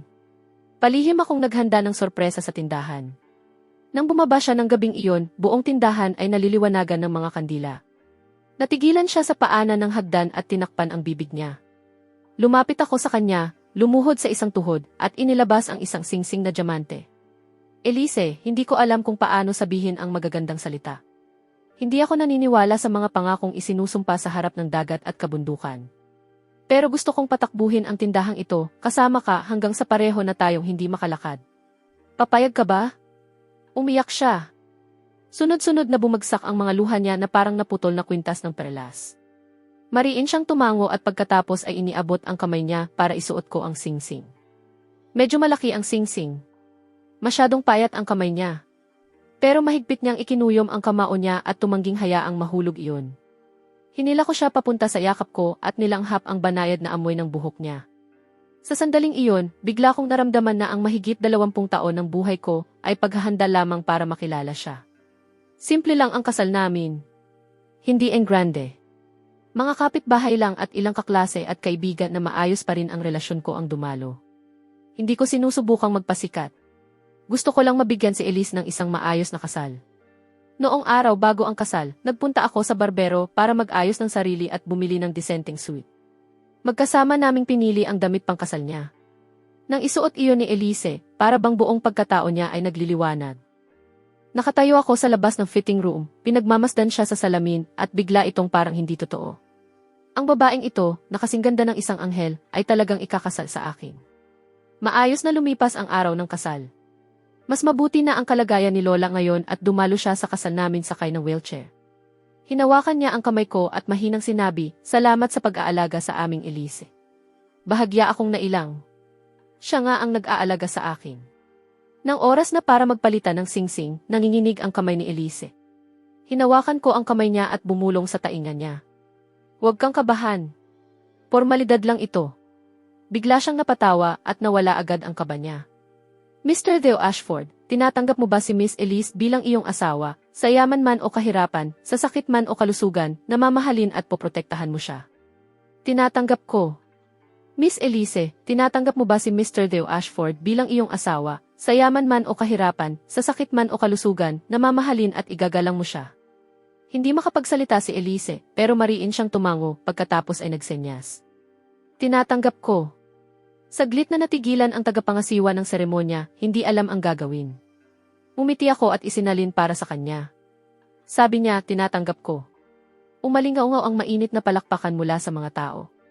Nang oras na para sa halik, nahiya siya at namula ang mukha na parang mansanas. Marahan kong hinalikan ang mga labi niya. Napakagaan. Parang natatakot akong masaktan siya. Pagkatapos ay lumapit ako sa taingan niya at bumulong. Mrs. Ashford, pakibutihan mo ako mula ngayon. Tumawa siya sa mga bisig ko habang nanginginig ang mga balikat niya. Isa-isang lumapit ang mga kaklase namin upang magbigay ng pagbati at tagay. Isang dati kong malapit na kasama sa kwarto ang nagsabi. Theo, nagbago ka na. Dati, mukha kang walang pakialam sa kahit ano. Ngayon, mukha ka ng isang normal na tao. Napatingin ako kay Elise na nakikipagkwentuhan kay Lola at napangiti. Siguro dahil mayroon na akong taong karapat-dapat paglaanan ng malasakit. Pagkatapos ng kasal, bumalik kami sa maliit naming tahanan sa itaas. Pareho pa rin ang lahat gaya ng dati. Nadagdagan lang ng mga bulaklak at regalong mula sa kasal. Nagpalit si Elise ng damit pangkasal at isinuot ang pang-araw-araw niyang damit. Pagkatapos ay nagsimula siyang maghanda ng panggabing merienda para sa akin sa kusina. Nakatayo ako sa may pintuan at pinagmamasdan siyang kumikilos. At bigla akong nakaramdam ng kasiyahan. Ito ang buhay na gusto ko. 2 taong payak na namumuhay ng magkasama. Lumapit siya, dala ang pagkain. Nakita niyang malalim ang iniisip ko, kaya ikinaway niya ang kamay niya sa harap ng mukha ko. Ano ang iniisip mo? Ikaw ang iniisip ko. Namula na naman ang mukha niya. Pabiro niya akong pinalo ng marahan. Pagkatapos ay nagsulat siya sa kwaderno. Theo, mag-asawa na tayo ngayon. Pinagsisisihan mo ba? Umiling ako. Wala akong pinagsisisihan. Ikaw? Wala rin. Pakiramdam ko lang parang hindi totoo. Parang isang panaginip. Iniabot ko ang kamay ko at marahang pinisil ang pisngi niya. Masakit ba? Tinakpan niya ang mukha niya at tiningnan ako ng masama, pagkatapos ay nagsulat sa kwaderno. Hindi ito panaginip. At mahal kita. Nang isulat ni Elise ang mga salitang iyon, bahagyang nanginig ang mga daliri niya. Sa ilalim ng mainit na dilaw na ilaw, ang mga pilik mata niya ay parang mga pakpak ng paru-paro na nabasa ng ulan. Nakatitig ako sa mga salitang iyon at may isang bagay na malakas na tumama sa dibdib ko. Hindi ito ang mabilis na tibok ng puso ng isang estudyanteng nagtatapat ng damdamin. Hindi rin ito ang kayabangang dulot ng pagwawaldas ng pera. Kundi isang banayad at mapurol na kirot na nakabalot sa pakiramdam ng matatag na sandigan na hindi ko pa kailanman naranasan. Kinuha ko ang ballpen mula sa kamay niya, isinara ang kwaderno, at nagsuot ng kunwaring seryosong mukha. Mrs. Ashford, nagsusulat ka pa ng ganitong oras. Binabalak mo bang puyatin ako buong gabi? Mabilis niyang ikinaway ang mga kamay niya habang namumula ang mukha. Pagkatapos ay alanganing nagsenyas. Hindi. Gusto ko lang maisulat iyon. Napabuntong hininga ako at hinila siya sa yakap ko habang nakapatong ang baba ko sa malambot na tuktok ng ulo niya. Teka, alam ko. Tumahimik ang taong nasa mga bisig ko. Marahang dumampi ang paghinga niya sa gilid ng lig ko. Sa sandaling iyon, bigla kong naramdaman na ang kayamanan ng pamilyang Ashford, si Vivian, si Brielle at lahat ng iyon. Ang lahat ng mayroon ako ngayon ay mas mahalaga pa kaysa sa pinagsama-samang halaga ng nakalipas kong mahigit 20 taon. Pero ang tadhana ay mahilig manakit sa sandaling pinakamasaya ka. Ang buhay namin matapos ang kasal ay parang tinapay na umaalsa sa loob ng pugon. Mainit at puno. 4:00 pa lang ng umaga ay magkasama na kaming nagmamasa ng masa. Pagsapit ng 6:00, lumalabas na ang unang batch ng croissant at napupuno ng amoy ng mantikilya ang buong lugar. Tinuturuan ako ni Elise kung paano maglagay ng icing. Masyadong torpe ang mga kamay ko. Palagi kong nasisira ang cream at nagiging magulo ang lahat. Hindi siya kailanman nagagalit. Hinahawakan niya ang kamay ko at isa-isa akong itinutuwid. Kapag kaunti ang customer sa hapon, umiidlik siya sa ibabaw ng counter. Dumaraan ang sikat ng araw sa salaming bintana at nagkakalat ng maliliit na batik ng liwanag sa mukha niya. Madalas akong matulala habang pinagmamasdan siyang natutulog. Paanong may taong ganito kalinis?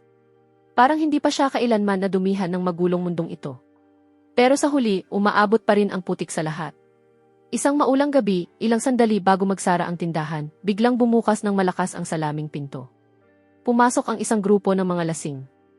Ang nasa unahan ay ang kilalang siga sa lugar. Si Bruno. Minsan na niyang sinubukang maningil ng protection money rito at hinabol ko siya palabas gamit ang walis. Ngayon, amoy alak siya mula ulo hanggang paa. Sinipa niya ang paso sa may pinto habang mayabang na nagsalita. Hoy, Pipi. Lumabas ka rito. Tinitingnan ni Elise ang talaan ng kita para sa araw na iyon. Pagkarinig niya sa boses, otomatiko siyang napatingin sa akin. Hinila ko siya sa likuran ko at kumuha ng rolling pin. Naghahanap ka ba ng gulo? Ngumisi si Bruno at ipinakita ang naninilaw niyang mga ngipin. Akala pala ng batang master ng pamilyang Ashford ay maihalaga pa rin siya ngayon. Narinig kong nag-asawa ka raw ng isang pipi.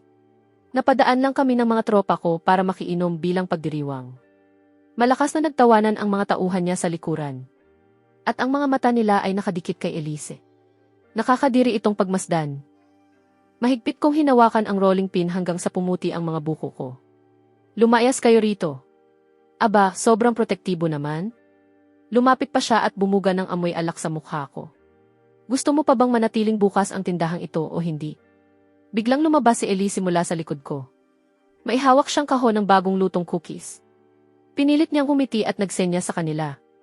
Iniaalok niya iyon bilang regalo. Sa sandaling iyon, para bang may karayom na tumusok sa puso ko. Ang hangal na ito. Palagi niyang iniisip na kayang tunawin ng kabaitan ang kalupitan. Sinampal ni Bruno ang kahon. Nagkalat ang mga cookies sa sahig. Sino ba ang kakain ng basurang ito?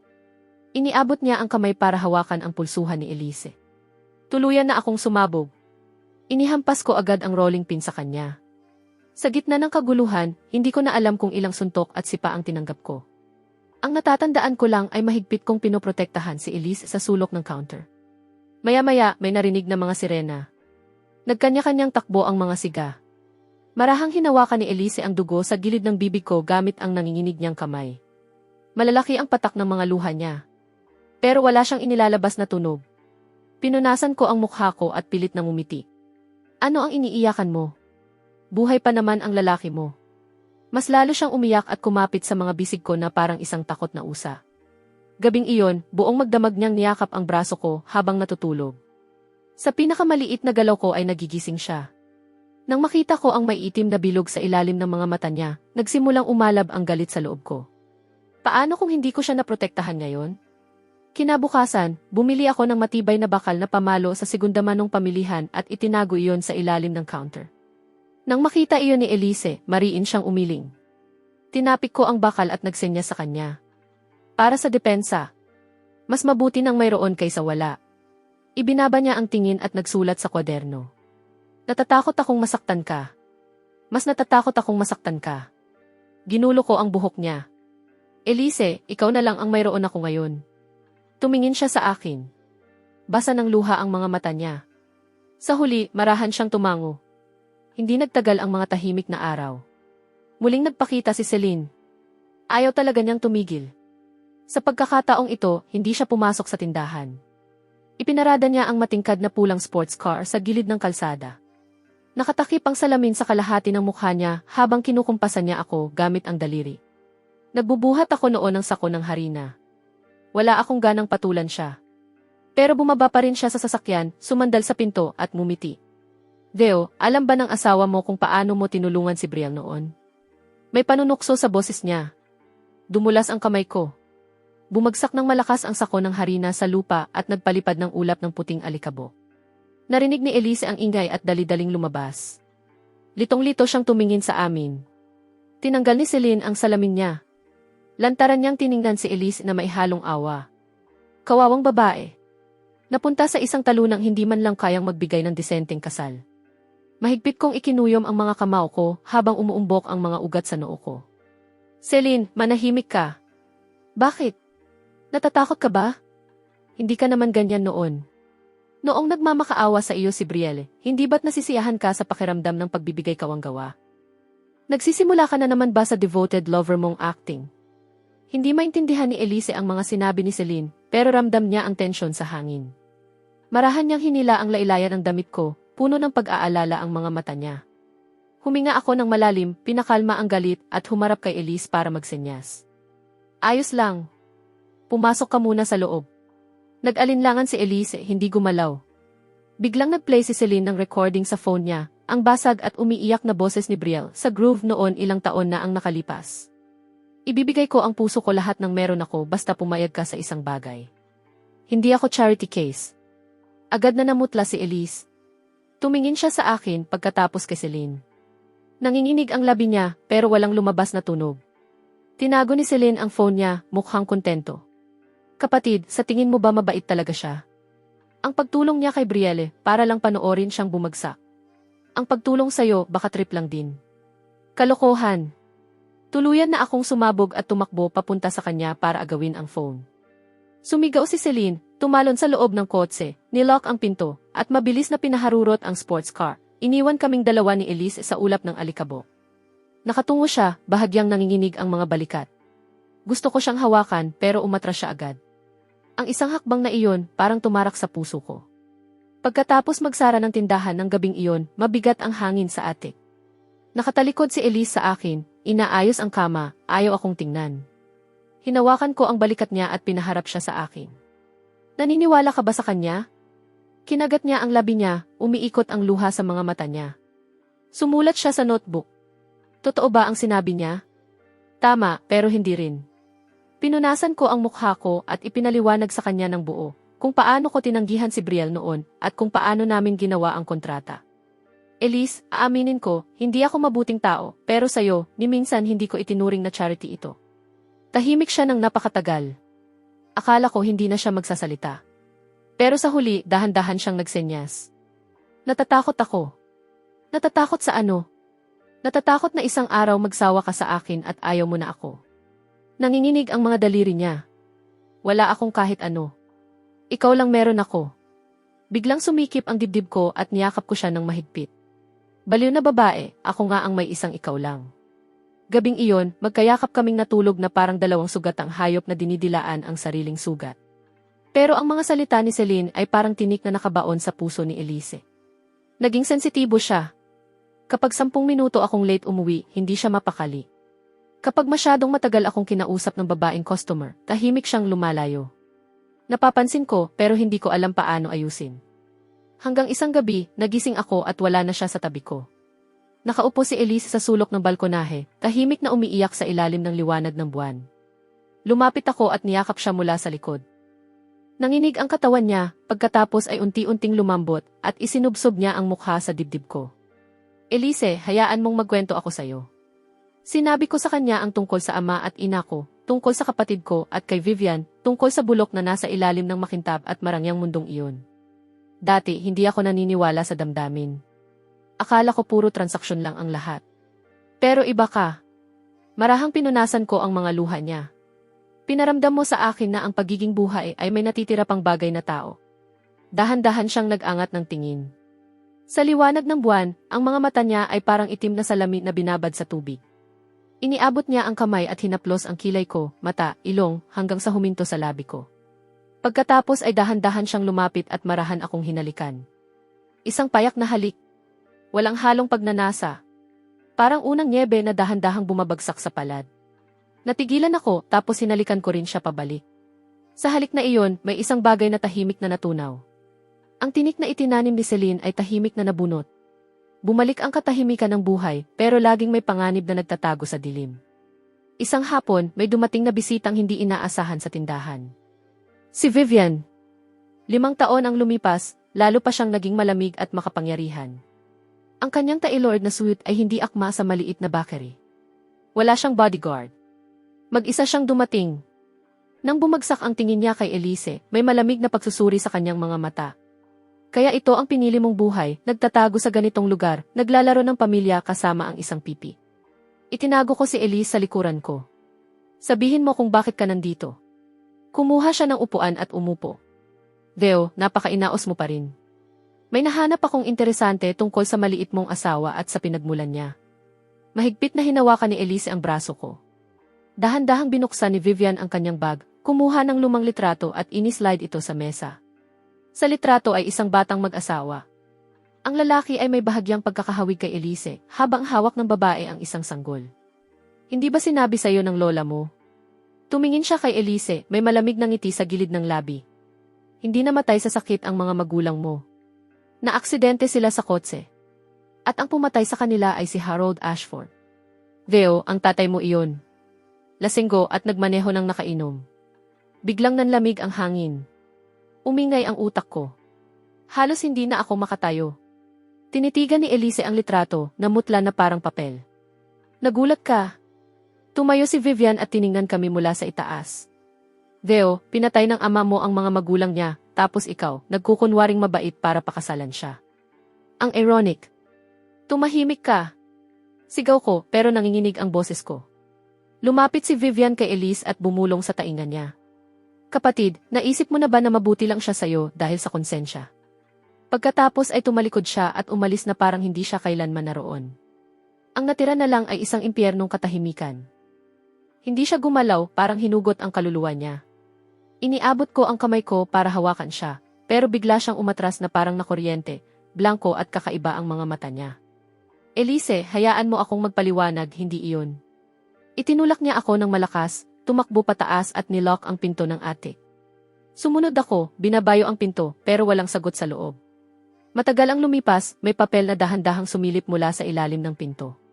May nakasulat, nanginginig ang sulat kamay. Hayaan mo muna akong mag-isa. Gabing iyon, nakaupo ako sa labas ng pinto hanggang umaga. Walang ingay sa loob, pero alam kong hindi rin siya natutulog. Kinabukasan, hindi bumaba si Elise para buksan ang tindahan. Nagluto ako ng lugaw at iniakyat ko. Nakakandado pa rin ang pinto. Ikatlong araw, ikaapat na araw, pareho pa rin. Kinukulong niya ang sarili niya, tumatangging kumain at uminom. Ang bombang iniwan ni Vivian ay halos winasak ang mundong kakagawa pa lang namin. Sa mga araw na nakakulong si Elise sa attic, parang hayop akong nakakulong, paikot-ikot sa maliit na tindahan. Kalat ang mga sako ng harina sa sahig, mga cookies na nasunog na ilang araw na ang nakalipas ay nasa tray pa rin, at ang hangin ay puno ng mabahong amoy ng pagkalugmo. Maraming beses kong gustong umakyat, basagin ang manipis na pinto. Pero tuwing nakikita ko ang mga sulat na ipinapadaan niya sa ilalim ng pinto, habang lalong nagiging magulo at punit-punit ang sulat niya, bumabagsak ang kamay kong nakaangat. Natatakot akong baka ang paglapit ko pa ang tuluyang makasira sa kanya. Mas masakit pa ito kaysa noong gumuho ang pamilya ko. Noon, kahit papaano, pwede akong magalit, sumigaw, magbitbit ng gamit at umalis. Pero ngayon, wala akong karapatang magalit. Ang dugo ng taong may kasalanan ay nasa ugat ko. Natuklasan ni Vivian ang pinakamahina kong depensa at tinamaan iyon ng eksakto. Gabi ng ikalimang araw, may mahina at basag na iyak mula sa attic, parang hayop na humihikbi, kasunod ang mabigat na tunog na bumagsak. Huminto ang tibok ng puso ko. Wala na akong ibang inisip. Ginamit ko ang spare key at binuksan ang pinto ng marahas. Nakabulagta si Elise sa tabi ng kama, maputla ang mukha, basag ang labi. Sa tabi ng kamay niya ay isang nabaligtad na baso. Sinubukan niyang uminom ng tubig, pero hindi niya nagawa. Ilang araw na walang pagkain at tubig, umabot na sa limit ang katawan niya. Dali-dali ko siyang binuhat. Magaan siya, parang mawawala na anumang sandali. Elise, Elise. Hinaplos ko ang mukha niya, nanginginig ang boses ko.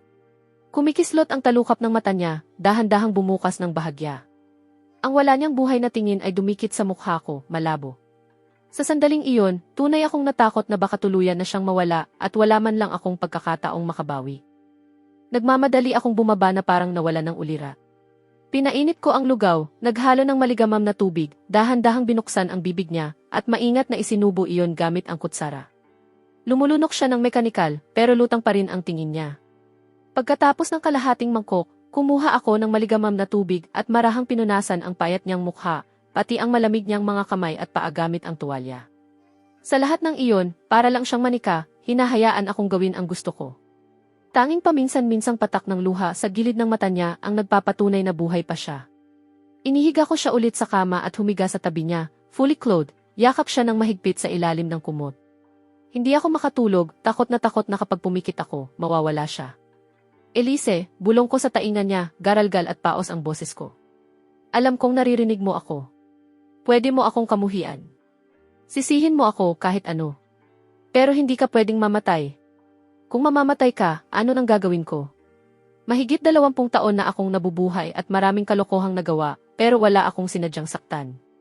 Ang kasalanan ng tatay ko, aakuin ko. Kung iniisip mong makakagaan ng loob mo kung papatayin mo ako, patayin mo na lang ako ngayon. Hinawakan ko ang kamay niya at idiniin sa dibdib ko. Pero hindi mo pwedeng parusahan ang sarili mo ng ganito. Parusahan mo ako. Pinaghirapan ka ng lola mo para palakihin ka, hindi para tapusin mo ang sarili mo ng ganito. Tandaan mo yung croissant na ibinigay mo sa akin, ang pinakamapait at pinakamatamis na bagay na natikman ko. Mapait dahil sa pagkaligaw ko noon. Matamis dahil sa'yo. Ang tindahang ito ay tinatawag na glimmer. Ikaw ang nagbigay ng ilaw dyan. Kung mawawala ka, mamamatay ang ilaw na iyon. Totoong magiging ganap na dilim ang mundo ko. Hindi ko alam kung gaano katagal akong nagsalita, hanggang sa maging tuyo at masakit ang lalamunan ko. Ang katawan sa mga bisig ko ay malamig pa rin, pero ang paghinga niya ay parang bahagyang naging mas maayos. Kinabukasan sa madaling araw, babangon na sana ako para magluto para sa kanya, nang may malamig na kamay na marahang humawak sa lailayan ng damit ko. Bigla akong lumingon at sinalubong ang mga mata niya, pula at namamaga pa rin, pero may bahagyang liwanag na. Tumingin siya sa akin, gumalaw ang labi niya, walang tunog pero nabuo ang salitang tubig. Halos matumba ako sa pagmamadali, nagbuhos ng tubig, nanginginig ang kamay ko kaya kalahati ang natapon. Pagkatapos niyang makainom ng ilang lagok, sumandal siya sa akin, pumikit, at muling tumulo ang luha sa gilid ng mata niya. Pero sa pagkakataong iyon, hindi na iyon katahimikan ng kawalan ng pag-asa, kundi isang pagod at marupok na lambot. Pinapapasok niya na ako sa kanya. Ang realization na iyon ay halos magpaiyak sa akin sa tuwa. Ang mga sumunod na araw ay mabagal, masakit na proseso ng paghilom. Unti-unting bumabalik ang katawan ni Elise, pero ang sugat sa loob niya ay malayong gumaling. Nagiging mas tahimik siya kaysa dati. Tumutulong pa rin siya sa tindahan, pero mabagal ang kilos niya. Madalas siyang nakatitig lang sa mixing bowls na parang wala sa sarili. Sa gabi, nagigising pa rin siya mula sa bangungot, basang-basa ng malamig na pawis. Kapag yakap ko siya, ramdam ko ang marahas na tibok ng puso niya. Huminto na siya sa paggamit ng notebook para makipag-usap sa akin. Kapag may kailangan siyang iparating, mga simpleng senyas na lang ang ginagawa niya. Alam kong nandoon pa rin ang tinik na nakabaon sa pinakamalalim niyang bahagi. Ang mga salita ni Vivian, parang lason, unti-unting kinakain ang bawat piraso ng tiwala niya sa pagitan namin. Instinctively, iniiwasan na niya ang paghawak ko sa kanya. Kapag nilalapag ko ang pagkain sa plato niya, nag-aalangan muna siya bago tanggapin. Kapag gusto ko siyang yakapin sa gabi, naninigas siyang umiwas. Ang sinadyang distansyang iyon ay mas nakakasakal pa kaysa anumang away. Naiintindihan ko na nahihirapan siya, binabalikan at sinusuri ang lahat sa pagitan namin. Ang tulong ko, ang proposal ko, ang pagmamahal ko, lahat ba iyon ay huli ng konsensya ng anak na binabayaran ang utang ng ama? Dumating ang pagbabago isang hapon. Isang matandang kapitbahay na madalas bumili ng whole wheat bread ang nanginginig na nagbigay sa amin ng makapal na sobre, sinasabing nagpadala ang anak niya ng specialty cookies mula abroad, at pinipilit kaming pasalamatan dahil inalagaan namin siya. Hindi makatanggi si Elise at tinanggap iyon. Anak, ikaw at ang lalaki mo ay mabubuting tao. Sa panahong ito, bihira na ang tapat na taong nagpapatakbo ng tapat na negosyo. Kailangan ninyong alagaan ang isa't isa. Hinawakan ng matandang kapitbahay ang kamay ni Elise at tuloy-tuloy ang kwento. Pagkaalis niya, matagal na nakatayo si Elise sa likod ng counter, hawak ang kahon ng cookies. Sumasala ang sinag ng araw sa bintana at tumatama sa nakayukong pilik mata niya. Pinagmamasdan ko siya mula sa malayo, hindi nangangahas na gambalain siya. Bigla siyang lumingon, lumapit sa akin, iniabot sa akin ang kahon ng cookies, tapos itinuro ang lumang kahon sa sulok. Nandoon ang ilang litrato mula sa kasal namin, at ang gusot na kwaderno kung saan niya itinago ang insurance clause na isinulat ko noon. Natigilan ako sandali tapos naintindihan ko. Lumapit ako, kinuha ang kwaderno mula sa ilalim ng kahon, pinunasan ang alikabok, at iniabot sa kanya. Tinanggap niya ito, binuksan sa blankong huling pahina, kumuha ng ballpen at nagsimulang magsulat. Bahagyang nanginginig pa rin ang kamay niya, pero mabagal at matatag ang sulat. Nanaginip ako tungkol sa nanay at tatay ko. Nasa isang maliwanag silang lugar, nakangiti sa akin. Parang hindi nila ako sinisisi. Huminto siya ng matagal dito. Lumawak ang maliit na patak ng tinta sa papel. Pagkatapos ay nagpatuloy siya sa pagsusulat.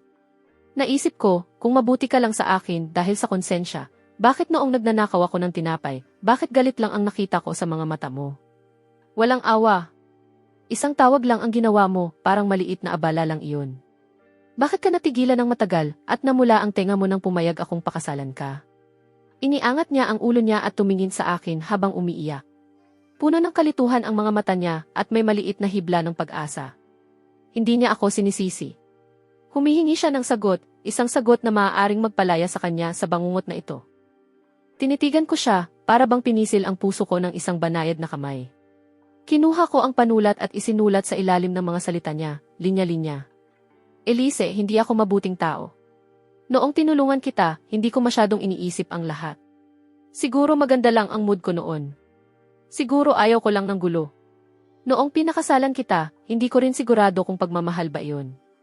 Ang alam ko lang kapag kasama kita, mas tahimik, hindi nakakapagod. Pero ngayon malinaw ko ng alam. Hindi ko kayang makita kang umiiyak. Hindi ko kayang makita na may nananakit sa'yo. Kapag nasasaktan ka, gusto kong ako na lang ang sumalo noon. Wala sa mga ito ang dahil sa ama ko. Dahil ito sa'yo, Eliska. Kung usapang kasalanan, ang tanging pinagsisisihan ko ay hindi kita nakilala ng mas maaga, hinayaan kitang magdusa ng sobra, at hindi kita naprotektahan ng maayos, kaya nasaktan ka ulit dahil sa akin. Iniabot ko pabalik sa kanya ang panulat.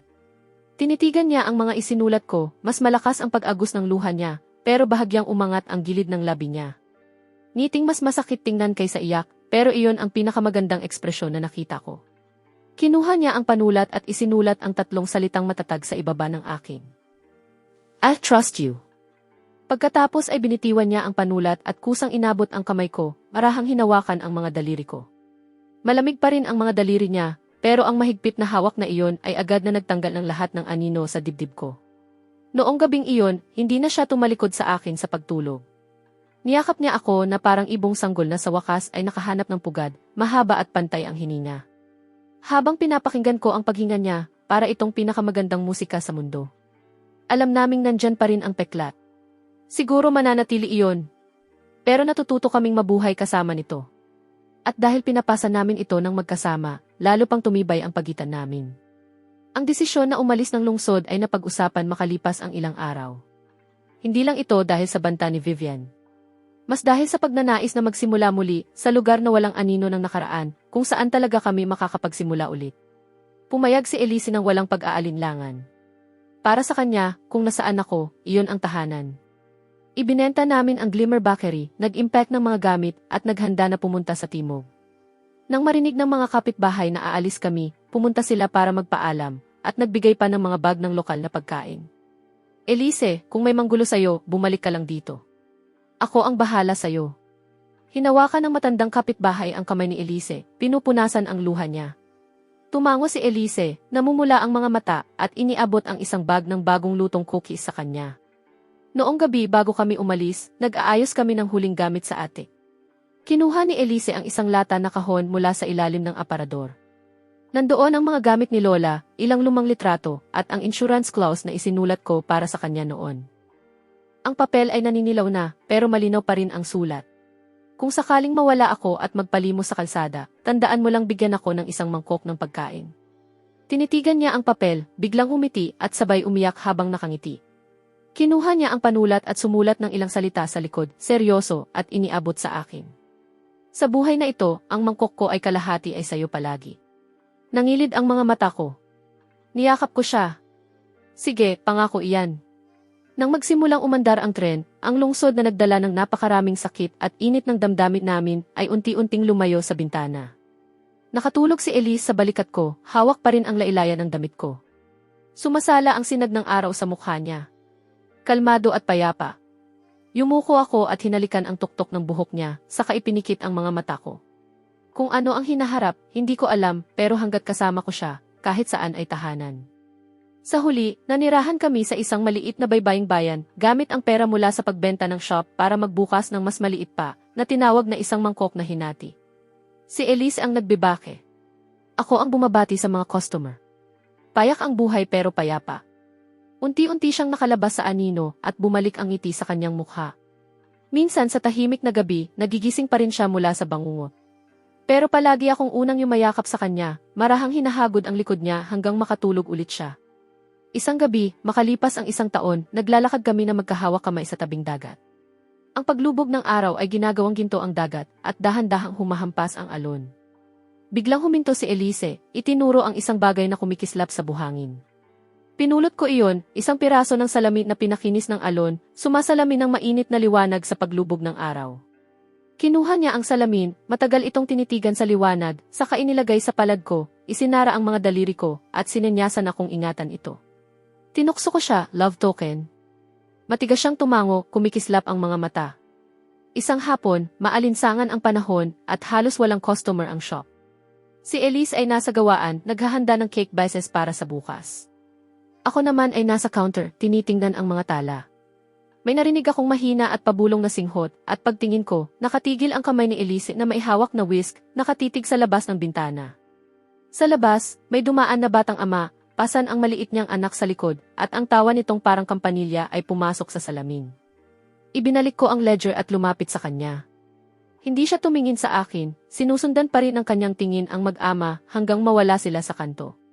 Sa liwanag ng hapon, medyo maputla ang mukha niya, at ang mga mata niya ay puno ng hindi ko maipaliwanag, halo ng pangulila at lungkot. Marahan kong hinawakan ang braso niya. Bigla siyang natauhan, pilit na umiti sa akin, at umiling, senyales na ayos lang siya. Pagkatapos ay umuyuko siya at mas binibilisan ang paghalo ng butter sa mangkok, parang may sinusubukang itaboy. Alam ko, namimiss niya ang mga magulang niya. Yung kababata na sana ay puno ng tawanan kasama ang nanay at tatay niya, ay isang puwang na hindi na kailanman mapupunan. Ang mga salita ni Vivian ay parang tinik na mailason. Kahit sa pinakamaaraw na mga araw, nakakahanap pa rin ito ng sandaling makasakit sa kanya. Nang gabing iyon matapos magsara, umupo kami sa hagdan sa likod ng pinto, habang nararamdaman ang simoy ng dagat. Marahang humahampas ang alon sa baybayin. May mga ilaw ng malalayong mangingisda na kumikislap sa dilim. Sumandal si Elise sa balikat ko, napakatahimik. Hinawakan ko ang kamay niya. Medyo malamig ang palad niya. Elise, putol ko sa katahimikan. Puntahan ba natin sila? Bahagyang nanigas ang katawan niya at tumingala siya sa akin, naguguluhan. Ibig kong sabihin, bisitahin natin ang nanay at tatay mo. Pinili kong mabuti ang mga salita ko. Alam ko kung nasaan ang sementeryo. Nasa mga dokumentong iniwan ni Vivian. Pumunta tayo roon at kausapin sila, sabihin na maayos ka na ngayon at humingi rin ng tawad sa ngalan ng ama ko. Nahihirapan akong ilabas ang huling mga salita, pero alam kong kailangan kong sabihin iyon. Matagal na natigilan si Elise. Mabilis na nag-ipon ang luha sa kanyang mga mata, pero pinipilit niyang pigilan ito. Tinitigan niya ako, puno ng pag-aalinlangan at takot ang mga mata niya, ngunit unti-unting napalitan ng determinasyon. Matigas siyang tumango. Pumili kami ng maaliwalas na umaga, isinara ang shop at pumunta sa sementeryo sa labas ng bayan. May dala kaming bulaklak, si Elise ay pumili ng puting daisies at berdeng ustoma. Tahimik ang sementeryo, nakadikit sa gilid ng burol na nakaharap sa dagat, isang payapang himlayan. Sinundan namin ang talaan hanggang sa makita ang magkasamang puntod. Payak ang lapida, nakaukit ang pangalan ng mga magulang ni Elise. Halos hindi na mabasa ang mga litrato dahil sa paglipas ng panahon. Lumapit si Elise sa puntod, lumuhod, at maingat na inilapag ang mga bulaklak. Inabot niya ang kamay at dahan-dahang pinupunasan ang alikabok at mga tuyong dahon sa lapida. Ang kilos niya ay parang hinahawakan ang isang marupok na panaginip. Hindi siya umiiyak, tahimik lang na nagpupunas. Sumasala ang sikat ng araw sa nakatutok niyang mukha, may katahimikang halos sagrado. Nakatayo ako sa likod niya, hinahayaan siyang makasama ang mga magulang niya. Matapos ang mahabang sandali, tumayo siya, lumingon sa akin, at tinawag ako palapit. Lumapit ako at tumabi sa kanya sa harap ng puntod. Hinahagod ng simoy ng dagat ang buhok at damit namin. Tinitigan ni Elise ang lapida, pagkatapos ay ako, saka itinaas ang mga kamay niya at nagsimulang mag-sign language, dahan-dahan, parang ibinubuhos ang buong puso niya sa bawat galaw. Tatay, nanay, ito si Theo, asawa ko. Huminto siya, huminga ng malalim at nagpatuloy. Mabuti siya sa akin. May sarili kaming tindahan na tinatawag na isang mangkok na hinati. Payapa ang buhay. Kontento ako. Alam namin ang nangyari noon. Lumalaki ang bigat ng kanyang mga kamay, ngunit nananatiling matatag. Isang kakilakilabot na aksidente iyon, pero alam kong hindi kasalanan ni Theo. Hindi siya katulad ng kanyang ama. Lumingon siya, tiningnan ako, at tuluyang bumagsak ang luha niya ng tahimik, ngunit may ngiti sa gilid ng labi niya. Nagpatuloy siya sa lapida. Kaya huwag ninyong sisihin siya, at huwag din kayong mag-alala sa akin. Masaya ako ngayon, totoo. Habang pinapanood ko siyang ipinapakilala ako sa kanyang mga magulang sa sign language, ipinagtatanggol ako, at ikinukwento ang kanyang kaligayahan, para bang may bumabara sa lalamunan ko. Nangangati ang mga mata ko. Inabot ko ang kamay niyang libre at hinawakan ito ng mahigpit. Humarap ako sa lapida at yumuko ng malalim. Pag-angat ko, tinitigan ko ang lumang litrato sa bato, at marahan kong sinabi, "Tatay, nanay, ako si Theo. Pasensya na at salamat. Salamat sa pagdala kay Elise sa mundong ito. Pakisiguro ninyo, habang ako ay nabubuhay, hinding-hindi ko hahayaan na magdusa si Elise muli. Gagamitin ko ang lahat ng mayroon ako para protektahan siya." Dahan-dahan kong sinabi iyon, bawat salita ay mula sa kaibuturan ng puso ko. Alam kong ang pangako sa salita ay magaan lamang, pero iyon lang ang kaya kong ibigay. Pagkatapos magbigay galang, naglakad kami na magkahawak kamay pababa sa buro ng sementeryo. Sa pag-uwi, tila mas magaan si Elise, parang nabitawan niya ang mabigat na pasa na matagal niyang dala. Masigla pa niyang itinuro ang mga ligaw na bulaklak sa daan at sininyasan ako, sinasabing pwede raw naming subukang gamitin ang katas ng bulaklak na iyon bilang natural na pangkulay ng pagkain. Pagkatapos noon, napansin ko ang banayad na pagbabago kay Elise. Parang unti-unting nawala ang manipis na anino sa kanyang mga mata. Mas naging maliwanag at mas bukas ang kanyang ngiti. Mas aktibo na siyang nakikipagtulungan sa akin para sa hinaharap, tulad ng anong mga bulaklak ang itatanim sa harap ng shop, o kung kapag nakaipon kami, paupahan ba namin ang katabing pwesto para palawakin ang tindahan. At minsan ay sinenyasan pa niya na baka balang araw ay mag-ampon kami ng bata. Alam ko, ang pagpunta naming iyon sa sementeryo ay hindi lang para sa kanyang mga magulang, kundi isang formal na pamamaalam para sa aming dalawa sa nakaraan.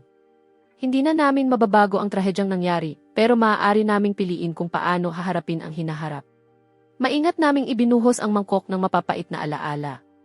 At sa natitirang kalahati, inilagay namin ang pag-unawa, pagpapatawad, at ang tamis na hinahabi ni Elise gamit ang sarili niyang mga kamay, dahan-dahan at maingat na tinitikman ang natitirang lasa ng aming buhay. Isang araw pagkatapos magsara, umupo kami sa tabing dagat habang pinagmamasdan ang paglubog ng araw, ang papatabing liwanag ay ginagawang ginto ang tubig. Sumandal si Elise sa balikat ko at bigla niyang iginuhit sa aking palad ang ilang salita. Hindi sign language, isinulat niya gamit ang daliri niya. Mabuti kong binasa ang isinulat niya, isang mangkok na hinati, isang pusong puno ng saya. Ibinaba ko ang ulo ko at marahan kong hinalikan ang buhok niya.